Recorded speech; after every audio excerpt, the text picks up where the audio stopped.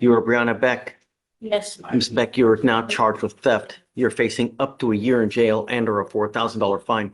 We are going to do probable cause. You have the right to remain silent. Anything you say can or will be used against you. You have the right to have an attorney present. If you cannot afford one, one will be appointed to you.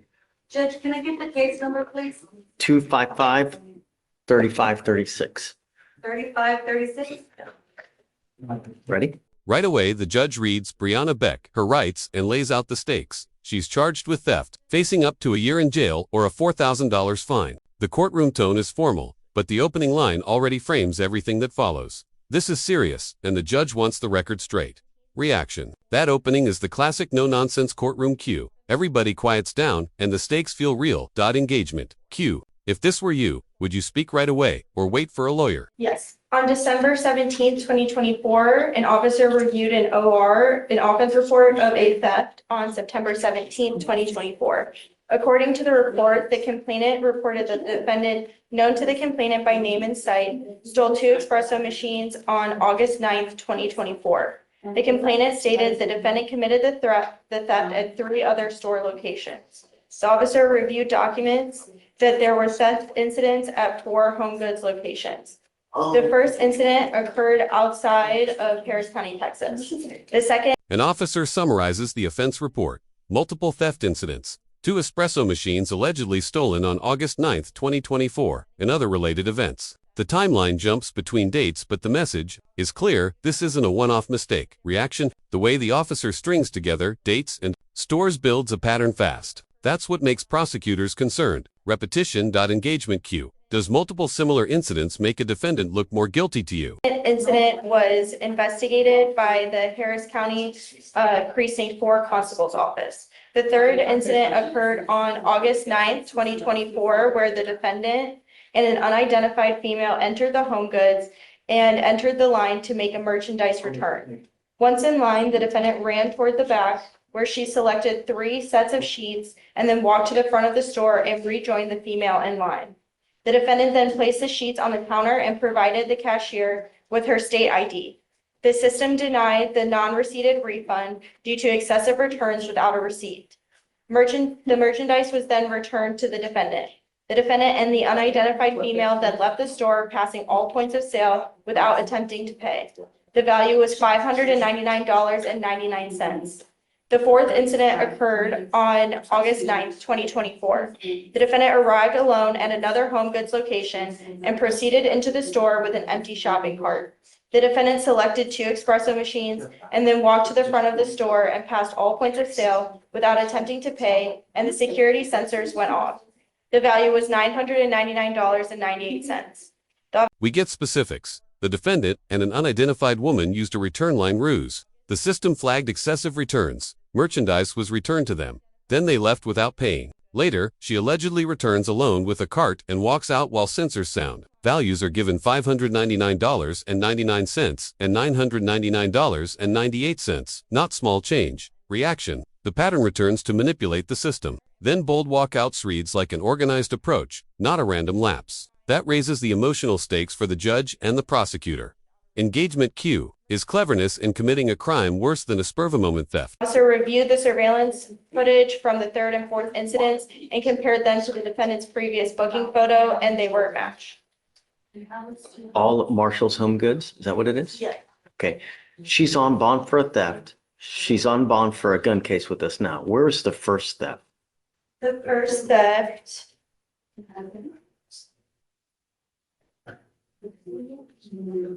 is from a Walmart, Judge.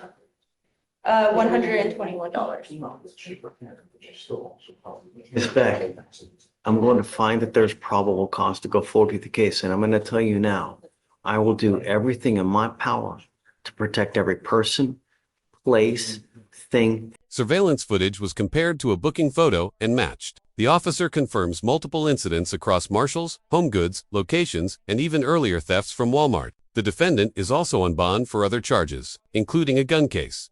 Reaction. When video links to a prior booking photo, a judge and jury will see that as powerful corroboration. It's hard to downplay. Engagement cue. How much should video evidence influence a judge's decision compared to testimony? In this county, and if I have to put you in custody and make your bond $50,000, because you continue to become a danger to our city, I will do it in a heartbeat.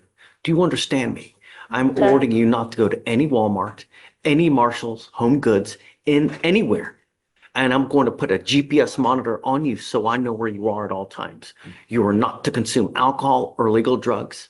And I'm sending you now for a test so I know what, if anything, is in your system. You're to test and then you're to come right back. Do you understand? Yes, sir. Do you have a job at this time? Yep. What do you do for a living? I'm a reservationist. Okay. I want proof that you have a full-time job because that is now a condition of your bond as well. I want to make sure that you're working. The judge is explicit. He will protect the county and, if necessary, make her bond $50,000 or put her in custody. Orders follow. Avoid all Walmart, Marshall's, Home Goods locations, a GPS monitor, and no alcohol or drugs. He also demands an immediate test. Reaction: this is a high-emotion pivot. The judge is visibly worried about public safety and is signaling zero tolerance for repeated behavior. It's firm and sobering. Engagement cue. Do you think GPS monitoring and location bans are fair for these kinds of cases? Full-time as well.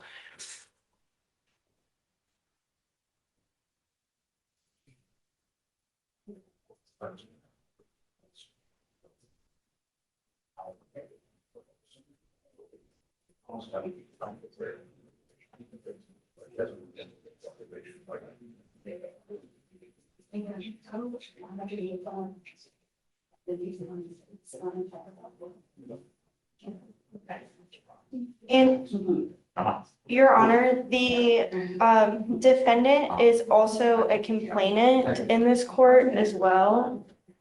I need to bring up, we've reassigned these cases so that we can deal with it, and so it's on separate prosecutors. Like, I have the other defendant's case assigned to me, and Abigail is assigned this case. I mean, She is you listed guys are, as, so she is listed as the complainant in a separate case also in Court 5. The judge asks about work, wants proof of full-time employment within a week, and ties that to bond conditions. Stability is framed as a pathway to trust. The court is stressing compliance, not just punishment. Reaction: requiring steady employment is a classic judicial tool to reduce flight risk and recidivism. It's as much about rehabilitation as it is about control. Engagement cue. Would you agree that having a job should factor into bond conditions? in what regard? So she, Like in an assault or something like this, of this nature? yes, it's an assault, Your Honor. And to. Okay, so you got, I mean, you divvy it up how you want. Yes. Yes. Because I don't want her to pick up fourth case. Right, No, we just want to Sure make that- you aware, Your Honor. yes. I'm also ordering you not to be in possession of any weapons. Do you understand? These are your bond conditions. You violate these conditions, I'm going to revoke all of your bonds and I don't understand why you're having attitude. I don't- You have now 3 cases. You're rolling your eyes as if you have some kind of.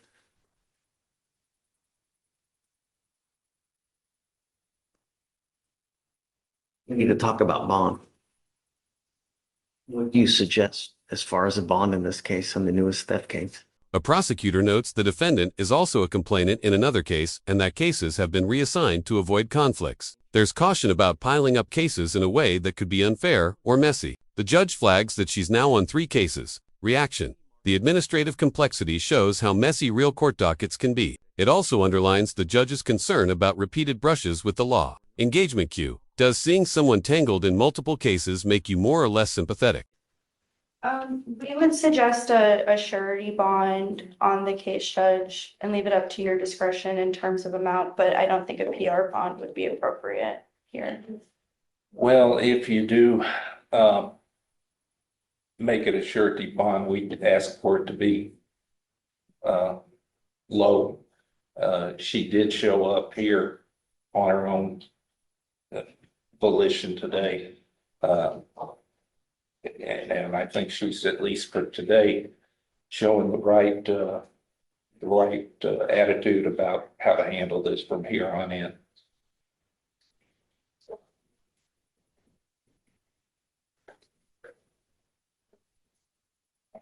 Set your bond at $2,500. A prosecutor notes the defendant is also a complainant in another case and that cases have been reassigned to avoid conflicts. There's caution about piling up cases in a way that could be unfair or messy. The judge flags that she's now on 3 cases. Reaction. The administrative complexity shows how messy real court dockets can be. It also underlines the judge's concern about repeated brushes with the law. Engagement cue. Does seeing someone tangled in multiple cases make you more or less sympathetic? Cash surety. No more PR bonds. Do you understand?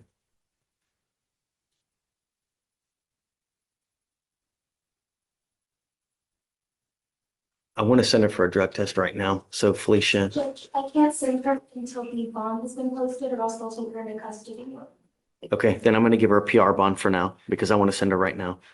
Yes, Judge. I'll still have to wait till that trial starts. Yep, go for it.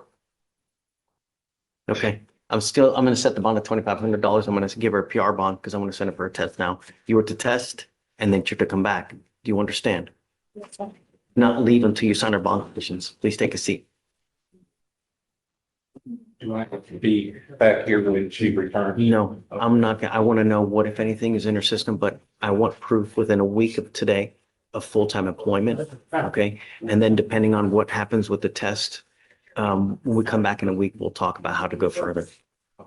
The judge sets bond at $2,500 cash or surety, but initially allows a PR bond so she can be drug tested immediately. He repeats the conditions: GPS monitoring, no weapons, no stores listed, submit to testing, proof of full-time employment within a week, and return to court to reassess. The case is paused, but with tight ropes attached. Reaction. The judge tries to balance urgency test now with proportionality, reasonable bond. It's a conditional lifeline, release with a watchful eye. That mix of firmness and second chance is telling. Engagement cue. Was the judge fair to give a conditional PR bond for testing, or should he have held her until results were known? Summary. Brianna Beck faces multiple theft allegations across retail chains, with surveillance and prior bookings tying her to several incidents. The court found probable cause to proceed and responded with strict bond conditions to protect the community: GPS monitoring, location bans, drug testing, weapons prohibition, and proof of full-time employment within a week. The judge balanced public safety against the defendant's immediate release, so testing and verification could occur. Broader implications. This hearing highlights how repeated retail thefts escalate judicial concern, how surveillance ties cases together, and how judges use bond conditions, employment checks, GPS testing to manage risk while preserving due process. Call to action. If you like this breakdown, hit subscribe to catch more courtroom moments and legal breakdowns, and tell us below, do you think the judge struck the right balance between safety and second chances?